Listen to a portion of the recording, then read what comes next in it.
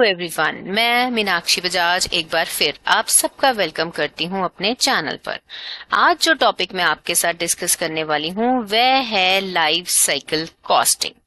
आज के लेक्चर में मैं आपको बताऊंगी कि लाइफ साइकिल कॉस्टिंग का मीनिंग क्या होता है, प्रोसेस क्या है लाइफ साइकिल कॉस्टिंग का, पूरा मॉडल हम डिस्कस करेंगे और समझने के लिए हम दो कंपनीज की केस स्टडीज भी देखेंगे। तो आइए स्टार्ट करते हैं आज के वीडियो लेक्चर को। लाइफ साइकिल कॉस्टिंग एक टेक्निक है जिसके अंदर सबसे पहले तो एस्टीमेट मतलब अनुमान लगाए जाते हैं, ट्रैक मतलब ध्यान रखा जाता है हर एक स्टेप का, एक्यूमुलेट मतलब टोटल जमा कर लिया जाता है हर प्रकार की कॉस्ट को। ये है वो कॉस्ट जो प्रोडक्ट के पूरे लाइफ साइकिल मतलब पूरी जिंदगी में इंकर की गई। जिंदगी प्रोडक्ट की क्या होती है? जब उस प्रोडक्ट को इंसेप्शन मतलब उसका उत्पादन करने का आइडिया कंपनी के दिमाग में आया, वहां से स्टार्ट होकर अंत होता है अबैंडनमेंट में। अबैंडनमेंट का मतलब है जब ये निर्णय लिया गया कि अब इस प्रोडक्ट का ना तो उत्पादन किया जाएगा और ना इसकी सेल की जाएगी। तो पूरे के पूरे लाइफ साइकिल में कितनी कॉस्ट इंकर हुई उस सारे का ध्यान रखना, एनालिसिस करना, वह है लाइफ साइकिल कॉस्टिंग। प्रोडक्ट के लाइफ साइकिल में कई प्रकार की कॉस्ट जो है वह इंकर मतलब की जाती हैं। तो जो खर्चा किया जाता है वह 4 हिस्सों में डिवाइड किया गया है। तो जैसे कि आप स्लाइड में वह चारों हिस्सों को देख रहे हैं, तो इनको समझाने के लिए मैं एक केस स्टडी यूज करूंगी और हर एक खर्चे पे कैसे कंपनी नए नए निर्णय लेती है वह हम डिस्कस कर लेंगे। केस स्टडी यहाँ पर मैंने ली है मोची शूज एंड एसेसरीज की, जो मेट्रो ब्रांड्स लिमिटेड कंपनी का एक प्रोडक्ट है। मोची जो है वह कई प्रकार के शूज बनाता है, वुमेन के लिए भी मेन के लिए भी। पहली एक्टिविटी जो हमने यहाँ पर स्टडी करनी है जिसपे कॉस्ट इंकर की जाती है वह है प्रोडक्ट डिजाइन एंड डेवलपमेंट। तो चलिए देखते हैं कि किस प्रकार से मोची ब्रांड के अंदर जो वुमेन शूज हैं वह डिजाइन किए जाते हैं। तो इन्होंने प्रोडक्ट डिजाइन करने के लिए ये सोचा कि हम जो प्रोडक्ट बनाएंगे, चाहे वो शूज हो या सैंडल्स हो, उसमें मेमोरी फोम डाली जाएगी या उसमें कुशन्ड इंसोल डाले जाएंगे मतलब गद्देदार इंसोल रखा जाएगा। जिसका फायदा क्या होगा कि प्रोडक्ट का जो डिजाइन होगा वह बहुत ज्यादा आरामदायक होगा, कंफर्ट बढ़ेगा, लोग उसे डालकर ज्यादा देर चल पाएंगे, जिससे पैरों के ऊपर प्रेशर नहीं आएगा और कस्टमर बेस जो है वो बढ़ जाएगा। इसके अलावा प्रोडक्ट डिजाइनिंग के लिए उन्होंने एक और नया आइडिया सोचा। उन्होंने डिजाइन किए और डेवलप की अपनी इकोस कलेक्शन। इकोस कलेक्शन का मतलब ये था कि उन्होंने जो प्लास्टिक की बॉटल्स होती थी जो कि सी में, बीच पे, गार्बेज कूड़े के ढेरों में या ओशियंस में लोग डाल देते थे, उनको कलेक्ट करते थे, रिसाइकल करते थे। रिसाइकल करने के बाद उससे फैब्रिक तैयार किया जाता था और 11 बोतलों से रिसाइकल करके एक जूता तैयार किया जाता था। इससे उन्होंने गो ग्रीन की पॉलिसी बनाई, कंपनी की इमेज बहुत अच्छी हो गई और एक रिसाइक्लेबल मटेरियल से उन्होंने प्रोडक्ट को डिजाइन एंड डेवलप कर दिया। तो ये थी उनकी इकोस कलेक्शन बाय मोची। दूसरी है मैन्युफैक्चर। मैन्युफैक्चर का मतलब है प्रोसेस के ऊपर कितना खर्चा किया जाएगा, मैन्युफैक्चरिंग में कौन कौन सी एक्टिविटीज की जाएंगी ये देखा जाता है। तीसरी आ जाती है मार्केटिंग। मार्केटिंग एक्टिविटीज करने के लिए, जैसे कि मैं आपको मोची शूज की केस स्टडी करवा रही हूँ, तो उन्होंने लॉन्च की अपनी जब उन्होंने वुमेन की फेस्टिव कलेक्शन लॉन्च की है तो उसको वह प्रमोट करते हैं सोशल मीडिया की मदद से। कई प्रकार के सोशल मीडिया कैंपेन्स जैसे कि आपको स्लाइड में दिख रहे हैं वह मोची फुटवेयर के द्वारा लॉन्च किए जाते हैं। इसके अलावा इंस्टाग्राम, फेसबुक, ऑनलाइन एडवर्टीजमेंट या जो फेमस इन्फ्लुएंसर्स हैं उनके साथ कोलैबोरेशन करके इन कैंपेन्स को ज्यादा से ज्यादा कस्टमर तक पहुंचाया जाता है। जैसे कि आपको मालूम है कि आजकल जेन जी चल रही है, तो मोची फुटवेयर ने उनके साथ जुड़ने के लिए एक बहुत ही मजेदार कैंपेन बनाया। उस कैंपेन को नाम दिया गया मोची आइकन्स। इसके अंदर क्या था कि जो कस्टमर मोची के फुटवेयर्स खरीदते थे वह सोशल मीडिया पर उनको अपने साथ एंगेज किया गया और उन्हें ये बोला गया कि अगर आप अपनी तस्वीर हमारे साथ शेयर करते हैं तो हम आपका डिजिटल अवतार बनाएंगे और उस इमेज को क्रिएट करके डिजिटली आपके कैरेक्टर्स को स्टाइल करके आपकी फोटो जो है वह सोशल मीडिया पर भी डाली जा सकती है। इससे क्या होता था कि जो कस्टमर होता था वह इस मजेदार अनुभव को लेने के लिए कंपनी से शूज खरीदता था। तो ये एक बड़ी ही नई टेक्निक थी जिसपे कंपनी काफी ज्यादा खर्चा करती है। उसके बाद चौथी एक्टिविटी आ जाती है सर्विसिंग एंड फाइनल डिस्पोजल। अब कंपनी कई प्रकार की सर्विसेज देती है, जैसे कि प्रोडक्ट के बाद आफ्टर सेल सर्विसेज में अगर कस्टमर रिटर्न करना चाहता है प्रोडक्ट को तो 15 दिन के अंदर रिटर्न कर सकता है। अगर कोई प्रॉब्लम आ रही है तो रिपेयर फ्री कर दी जाती है। इसके अलावा जब कस्टमर जो है प्रोडक्ट को यूज करके बोर हो चुका होता है तो उसका फाइनल डिस्पोजल जो है वह कर सकता है। तो लाइफ साइकिल कॉस्टिंग के अंदर सारी की सारी जो इम्पोर्टेंस है वह दी गई है प्रोडक्ट के लाइफ साइकिल को।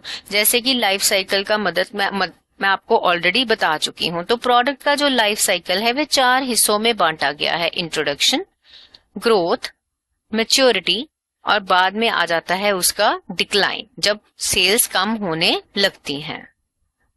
इन चारों स्टेजेस का कंपनी के ऊपर बहुत गहरा असर आता है। जैसे कि हम एक एक करके सारे स्टेजेस में क्या होगा ये भी समझ लेते हैं। जब प्रोडक्ट को डेवलप किया जाता है और मार्केट में उसको इंट्रोड्यूस कर दिया जाता है उस समय उसे सेटअप करने का खर्चा बहुत ही ज्यादा होता है। मार्केटिंग, कस्टमर को अवेयर करना होता है, नए नए तरह के कैंपेन्स चलाने पड़ते हैं, तो उसके ऊपर बहुत ज्यादा खर्चा कंपनी को करना पड़ता है। समय बीत जाता है और प्रोडक्ट की धीरे धीरे ग्रोथ होने लग जाती है। जब प्रोडक्ट की ग्रोथ हो रही होती है तो उसकी मार्केटिंग के ऊपर लगातार खर्चा किया जाता है ताकि प्रोडक्ट ज्यादा से ज्यादा बिकता जाए। पर इसका फायदा होता है, जैसे कि प्रोडक्ट ज्यादा बिकने लगता है तो पर यूनिट कॉस्ट जो है वह कम होने लग जाती है। कॉस्ट अकाउंटिंग में हमने पढ़ा है कि फिक्स कॉस्ट रिकवर होने लग जाती है क्योंकि कंट्रीब्यूशन मार्जिन बढ़ने लगता है और जब फिक्स कॉस्ट रिकवर होती है वह कंपनी के लिए एक बहुत ही सुखद अनुभव होता है। तीसरी स्टेज यहाँ पर आ जाती है मैच्योरिटी की स्टेज। मतलब अब प्रोडक्ट जो है वह काफी बढ़ चुका है, लोग उसके बारे में अच्छे से जानते हैं। अब जो आपकी सेटअप उसे स्टार्ट करने की कॉस्ट थी, फिक्स कॉस्ट थी, वह सारी रिकवर हो चुकी है, हम कमा चुके हैं। मार्केटिंग भी खूब हो चुकी है, प्रोडक्ट की डिस्ट्रीब्यूशन मतलब कस्टमर तक हमारा प्रोडक्ट जो है वो पहुंच चुका है और हम इकोनॉमीज ऑफ स्केल अचीव करके खुश हैं। पर समय रुकता नहीं है, प्रोडक्ट से कस्टमर धीरे धीरे बोर होने लगता है। प्रोडक्ट डिक्लाइन मतलब ऑब्सोलीट, पुराना हो जाता है। उस पे नए नए मॉडल्स निकालने पड़ते हैं, नए नए तरीके ढूंढने पड़ते हैं, जिस वजह से एडिशनल डेवलपमेंट कॉस्ट कंपनी के ऊपर पड़ने लग जाती है। जैसे कि हमने देखा कि लाइफ साइकिल चलता जा रहा है तो पूरी लाइफ साइकिल में क्या क्या कॉस्ट हुई उस सारे का अनुमान और उस सारे का ट्रैक कंपनी को रखना पड़ता है। तो उसे रखने के लिए कंपनी को कई सारे फाइनेंशियल मैनेजमेंट के टूल्स जो हैं वह यूज करने पड़ते हैं। कब कौन सी कॉस्ट इंकर हो रही है उसका सारा ज्ञान रखना पड़ता है और समय के अनुसार नए नए डिसीजन लेने पड़ते हैं ताकि ग्रोथ की जो स्टेज है वह ज्यादा चले और जो मैच्योरिटी या डिक्लाइन की स्टेजेस हैं वो देर बाद आए। अब इस चीज को स्टडी करने के लिए मैंने दूसरी केस स्टडी आपके साथ डिस्कस करनी है। दूसरी केस स्टडी है प्यूमा शूज की। तो उनकी लाइफ साइकिल कैसे है प्रोडक्ट की, कैसे कैसे वो उसकी असेसमेंट करते हैं, चलिए जान लेते हैं। प्यूमा कंपनी ने जब लाइफ साइकिल असेसमेंट करी तो उन्होंने ये पाया कि जो उन्होंने स्नीकर्स उनके बहुत फेमस हैं, आप सबको मालूम होगा, तो उन्होंने ये पाया कि जो हमारे लगातार बड़े सालों से स्नीकर्स चलते आ रहे हैं, अगर हम उनको बायोडिग्रेडेबल यानी इन्वायरमेंट फ्रेंडली मटेरियल के साथ बनाते हैं जिसको वह नाम देते हैं इन साइकिल बास्केट, तो ये पाया गया कि डिजाइन जो है वह सस्टेनेबल, ज्यादा देर चलने वाला बनता है, इन्वायरमेंट के ऊपर उसका कोई भी बुरा इम्पैक्ट नहीं आता और जितना भी प्रोडक्ट का लाइफ साइकिल होगा वह अच्छा चलता है और जो कॉस्ट है वह भी कम हो जाती है। जैसे कि इमेज में आप देख सकते हैं कि प्यूमा के स्नीकर्स दिख रहे हैं, स्पोर्ट्स वेयर दिख रहा है और बैग्स भी दिख रहे हैं। तो इन सबको बायोडिग्रेडेबल मटेरियल के साथ बनाया गया और नाम दिया गया इनसाइकिल बास्केट। प्यूमा कंपनी ने लाइफ साइकिल असेसमेंट्स करी 2 प्रोडक्ट्स की। एक तो था प्यूमा स्पैश V2L और दूसरा था प्यूमा पॉप कैट 20 सैंडल्स, जो कि आपको दिख रहे हैं। इन दोनों की लाइफ साइकिल असेसमेंट करके इनकी पूरी कॉस्ट निकाली गई और कैसे कॉस्ट को कंट्रोल करना है ये निर्णय भी लिए गए। तो प्यूमा स्मैश और साथ में प्यूमा पॉप कैट सैंडल्स। अपनी प्रोडक्शन एफिशिएंसी को बढ़ाने के लिए प्यूमा ने एनर्जी को कंज्यूम करने को कम किया, मटेरियल को वेस्ट ना होने दिया, प्रोडक्शन के डिफेक्ट्स को लोअर किया, जिसका फायदा ये हुआ कि प्रोडक्ट का जितना भी लाइफ साइकिल था वह इस हिसाब से चलाया गया कि जो वेस्ट था वह बहुत कम हो गया और जो प्रोडक्ट की कॉस्ट थी उसको भी काफी बेहतरीन तरीके से कम करने में कामयाब हो गए प्यूमा कंपनी वाले। फिर आ जाती है प्रोडक्ट की लास्ट स्टेज, जो कि है डिस्पोजल की। प्रोडक्ट जो है अब डिक्लाइन हो गया है, उसकी सेल कम हो रही है और कस्टमर जो है वो भी उसे बहुत डाल चुका है, अब वह उसको छोड़ना चाहता है। तो उसको रिसाइकल करवाने के लिए, उसको मतलब कि वो किसी और काम आ जाए, प्यूमा ने एक बहुत इनोवेटिव आइडिया निकाला। जैसे कि आप देख सकते हैं उन्होंने इनसाइकिल बास्केट निकाली, एक बिन तैयार किया कि आप आके शोरूम में उन शूज को वापस कर सकते हैं और कंपनी उनको अपने खर्चे पर साइकिल कर देगी। तो लाइफ साइकिल कॉस्टिंग का सारा प्रोसेस 3 हिस्सों में बांटा जा सकता है। पहले उसके एनालिसिस कैसे करना है वह प्लान करना, फिर उसके अकॉर्डिंगली प्रिपेयर करना, जब प्रिपेयर हो गया उसको इम्प्लीमेंट मतलब लागू कराना और लगातार उसको मॉनिटर करना। आइए इन तीनों स्टेजेस को हम सीख लेते हैं। जब एनालिसिस करना होता है, मतलब स्टार्ट कर रहे हैं हम लाइफ साइकिल कॉस्टिंग का एनालिसिस करना, तो सबसे पहले उसका उद्देश्य जानना कि हम क्यों करना चाहते हैं लाइफ साइकिल कॉस्टिंग, किस स्टेज में या सारी क्या करना है, कौन सी स्टेज जो है वह कितने देर चलेगी, कितने साल चलेगी, क्या हमारी मेन कंडीशंस हैं और क्या कमियां हैं जिन्हें हमने दूर करना है, कौन कौन से ऑल्टरनेटिव कोर्सेज ऑफ एक्शन होंगे। जैसे हमने दोनों केस स्टडी में देखा, मोची फुटवेयर में भी देखा और प्यूमा में भी देखा कि रिसाइक्लेबल मटेरियल जो हैं वह देखे गए। तो उन मटेरियल की यानी वो रिसोर्सेज थे, उनकी कॉस्ट देखना, उन्हें कैसे कैसे किस शेड्यूल के हिसाब से हमने खरीदना है, ये सारी प्लानिंग कर लेना।